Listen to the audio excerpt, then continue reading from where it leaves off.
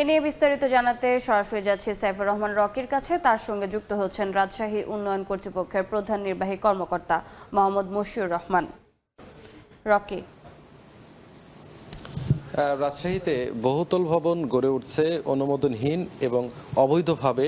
এই বিষয়ে কথা বলার জন্য রাজশাহী উন্নয়ন কর্তৃপক্ষের প্রধান নির্বাহী কর্মকর্তা মোহাম্মদ মশিউর রহমান আমাদের সঙ্গে যুক্ত হচ্ছেন। আমরা তার কাছ থেকে জানতে চাইব যে আসলে এই যে অনুমতি না নিয়েই যেসব বিল্ডিং গড়ে উঠেছে তাদের বিরুদ্ধে আসলে কি ধরনের ব্যবস্থা নেবেন, এবং এই যে ব্যবস্থা নেয়ার ক্ষেত্রে আমরা কিছুটা জটিলতা এবং আমরা কিছুটা ডিলেমি দেখি, এটি কেন? জি, ধন্যবাদ।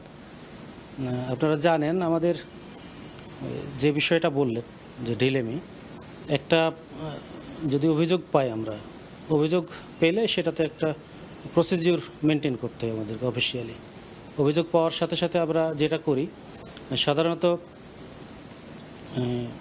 উভয় পক্ষকে, যিনি অভিযোগ করেছেন এবং যার বিরুদ্ধে অভিযোগ হয়েছে, উভয় পক্ষকে আমরা নোটিশ করি।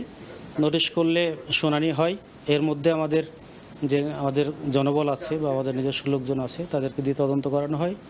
তদন্ত রিপোর্ট, উভয় পক্ষের শুনানি, সব কিছু বাছবিচার করে তারপরে আমরা সিদ্ধান্ত নিই যে আসলে কোনটা রাইট কোনটা রং, যেটা সঠিক আমরা সেই সিদ্ধান্ত তখন আমরা বাস্তবায়নে যাই। বাস্তবায়নের কয়েকটা পদ্ধতি আছে, আপনারা জানেন।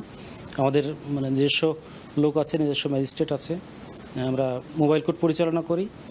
আর যদি একটু বড় ধরনের অভিযোগ হয় বা যেটা দেখি আমাদের সবগুলোই তো আমরা ম্যাজিস্ট্রেট দিয়ে ভাঙতে পারি না, তখন আমরা সেটা একটা কমিটি আছে, সেই কমিটিতে উত্থাপন করি। কমিটির সিদ্ধান্ত অনুযায়ী সাধারণত আমরা তাদের বিরুদ্ধে লিগ্যাল অ্যাকশন। অর্থাৎ আমরা আরডিএ থেকে দেখি যে এই যে অভিযানগুলো আপনারা পরিচালনা করেন, এটার সংখ্যা খুবই কম। এত কম কেন? এত অভিযোগ বেশি, অভিযোগের পাহাড় যেখানে, শুধু এটি নিয়ে নয়, আরডিএ নিয়েও নানা অভিযোগ সাধারণ মানুষের রয়েছে যে আসলে যাদেরকে অনুমোদন দেওয়া হচ্ছে তাদের অনুমোদন পাওয়ার যোগ্য না। এ ধরনের অনেক ক্ষেত্রে প্রভাবিত হয়েও আরডিএ তাদেরকে অনুমোদন দেয়, এ ধরনের অভিযোগও আছে। না, এই অভিযোগটা আমার মনে হয় সঠিক না। আমরা প্রত্যেকটা অনুমোদন, প্রত্যেকটা প্ল্যানের অনুমোদন একেবারে চুলচেরা বিশ্লেষণ করে দিই। আমি আপনাকে বলতে পারি যে বর্তমান কর্তৃপক্ষ আমি এখানে 9 মাসের দায়িত্বে আছি।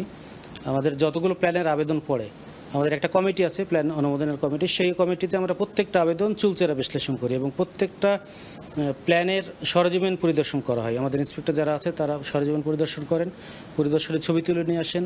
রাস্তার মাপ কতটুকু, তাদের সামনে কতটুকু ছাড়বে, পেছনে কতটুকু ছাড়বে, সেই ভায়োলেশন হচ্ছে কিনা, এগুলো দেখে আমরা একবারে বিশ্লেষণ করে তারপরে অনুমোদন দিই।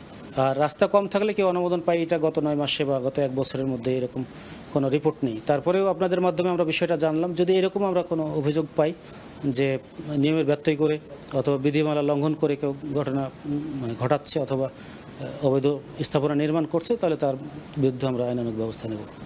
এখনও 848টি ভবন রয়েছে যারা কোনো না কোনোভাবে তাদের যে নিয়ম নীতি সেটি লঙ্ঘন করেছে, তাদের বিরুদ্ধে কী ব্যবস্থা নেবেন? না, আমরা আইনানুগ ব্যবস্থা নিব।